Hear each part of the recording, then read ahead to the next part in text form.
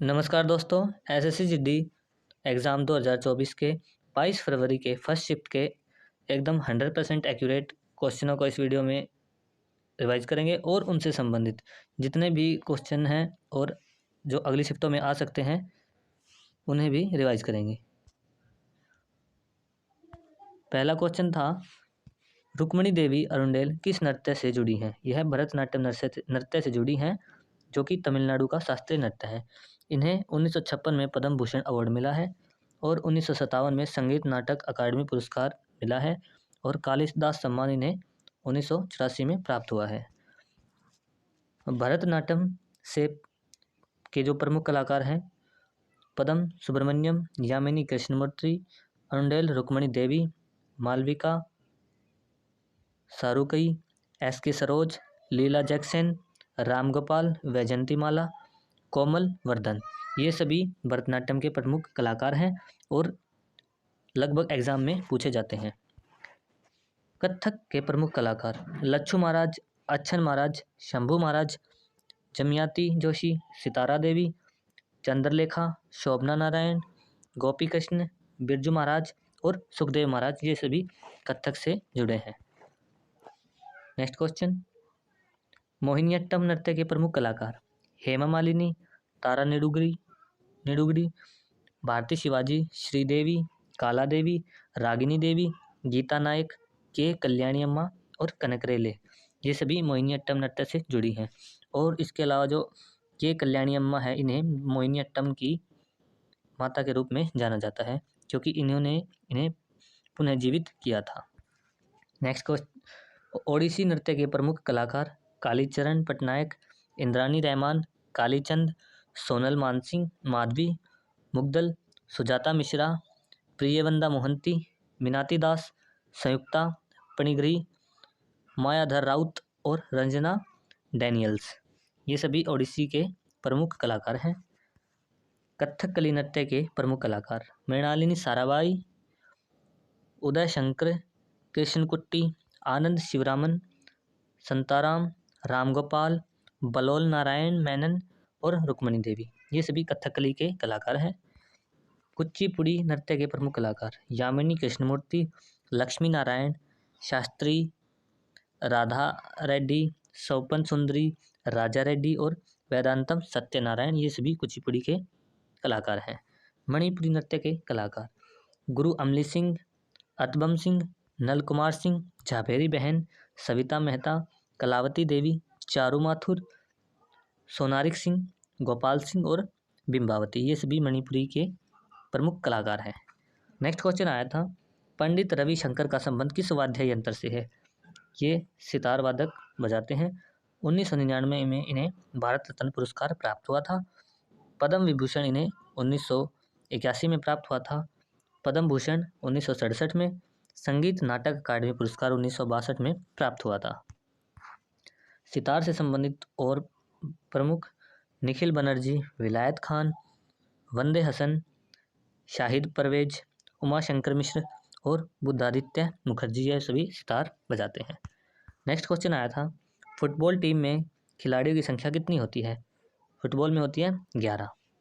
इसके अलावा प्रमुख खेल वह उसमें खिलाड़ियों की संख्या, कबड्डी में 7 प्लेयर होते हैं, खो खो में 9, फुटबॉल में 11 प्लेयर होते हैं, हॉकी में 11 प्लेयर, पोलो में 11 प्लेयर, शतरंज में 2 प्लेयर, बेसबॉल में 9 प्लेयर, नेटबॉल में 7 प्लेयर, जिम्नास्टिक में 8 प्लेयर, रग्बी में 15 प्लेयर, स्नूकर में 1 प्लेयर, बॉक्सिंग में 2 प्लेयर, वाटर पोलो में 7 प्लेयर, वॉलीबॉल में 6 प्लेयर और बास्केटबॉल में 5 प्लेयर।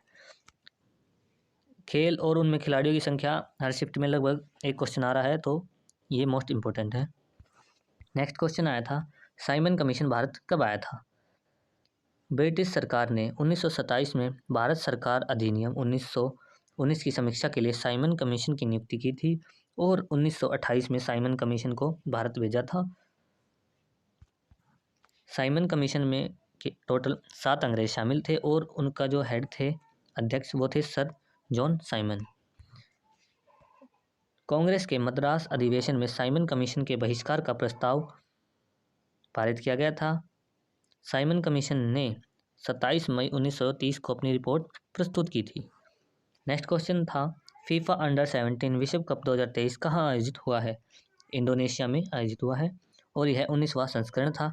इसकी जो विजेता टीम थी वो थी जर्मनी, उपविजेता टीम थी फ्रांस। फीफा अंडर-17 महिला विश्व कप 2022 यह भारत में आयोजित हुआ था। इसकी विजेता थी स्पेन और उपविजेता थी Colombia. Next question, Radha Sridhar किस शास्त्रीय नृत्य से संबंधित है? भरतनाट्यम से। 2018 में संगीत नाटक अकादमी पुरस्कार मिला था और भरतनाट्यम को दशाट्टम भी कहा जाता है। नेक्स्ट क्वेश्चन आया था, हड़प्पा किस नदी के तट पर स्थित है? हड़प्पा जो है ये रावी नदी के तट पर स्थित है। नेक्स्ट क्वेश्चन, किसी राज्य, देश, नगर अथवा अन्य क्षेत्र में रहने वाले व्यक्तियों की औसत आय को क्या कहा जाता है? इसे कहा जाता है प्रति व्यक्ति आय। नेक्स्ट क्वेश्चन आया था, भारतीय संविधान के किस अनुच्छेद के अनुसार भारत के प्रत्येक नागरिक का कर्तव्य होगा कि वह संविधान का पालन करेगा अथवा राष्ट्रीय गान, राष्ट्रीय ध्वज का पालन करेगा? अनुच्छेद 51A के तहत और भाग 4 में यह स्थित है। 4A में यह जो मौलिक कर्तव्य है इन्हें 42वें संविधान संशोधन के तहत जोड़ा गया था।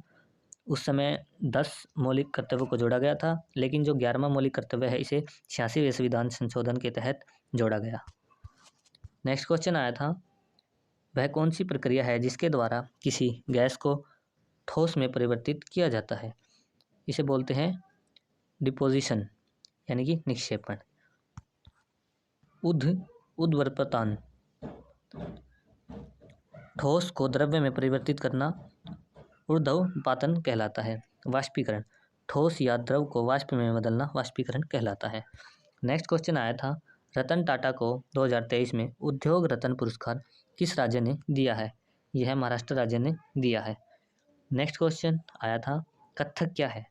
कथक एक लोक नृत्य है और यह उत्तर प्रदेश का शास्त्रीय नृत्य है और यह उत्तर प्रदेश का शास्त्रीय नृत्य है। ऑप्शन में था नृत्य है या फिर कोई त्यौहार है, फेस्टिवल है, इस तरह से आया था। नेक्स्ट क्वेश्चन आया था, 2011 की जनगणना के अनुसार सबसे कम लिंगानुपात वाला राज्य कौन सा है? जो सबसे कम लिंगानुपात वाला राज्य तो हरियाणा है, लेकिन हरियाणा ऑप्शन में नहीं था। ऑप्शन में राजस्थान था, इसलिए राजस्थान दूसरे नंबर पर आता है, इसलिए राजस्थान ठीक होगा। और सबसे अधिक जो लिंगानुपात है वो केरल राज्य का है। और बात करें यूनियन टेरिटरी यानी कि केंद्र शासित प्रदेश की, तो उसमें पांडुचेरी प्रथम स्थान पर आता है। नेक्स्ट क्वेश्चन आया था, भारत में हरित क्रांति के जनक कौन है? भारत में जो हरित क्रांति के जनक है MS स्वामीनाथन। विश्व में हरित क्रांति के जनक नॉर्मन बोरलॉग हैं। हरित क्रांति का शब्द का जो सबसे पहले प्रयोग किया था वो डॉक्टर विलियम गॉड ने किया था। इसे तीसरी कृषि क्रांति या गेहूं क्रांति के नाम से भी जाना जाता है। इसमें सबसे ज़्यादा गेहूं का उत्पादन हुआ था, इसलिए इसे गेहूं क्रांति के नाम से भी जाना जाता है। और यह भी एक शिफ्ट में आया था कि इसे और किस नाम से जाना जाता है। प्रमुख क्रांतियां और किससे संबंधित हैं? श्वेत क्रांति का संबंध दूध से उत्पादन से है। लाल क्रांति का संबंध टमाटर और मांस के उत्पादन से है। नीली क्रांति का संबंध मछली उत्पादन से है। पीली क्रांति का संबंध तेल और बीज उत्पादन से है। भूरी क्रांति का संबंध चमड़ा उत्पादन से है। काली क्रांति का संबंध पेट्रोलियम उत्पादन से है। गुलाबी क्रांति का संबंध प्याज और झींगा के उत्पादन से है। गोल क्रांति का उत्पादन आलू के उत्पादन से है। नेक्स्ट क्वेश्चन आया था, कौन सा रिट सुप्रीम कोर्ट द्वारा जारी नहीं किया जाता है? समझते संज्ञान लेना, यह है सुप्रीम कोर्ट के द्वारा जारी नहीं किया जाता है। इसके अलावा जो रिट हैं वो अनुच्छेद 32 के तहत सुप्रीम कोर्ट जारी करता है।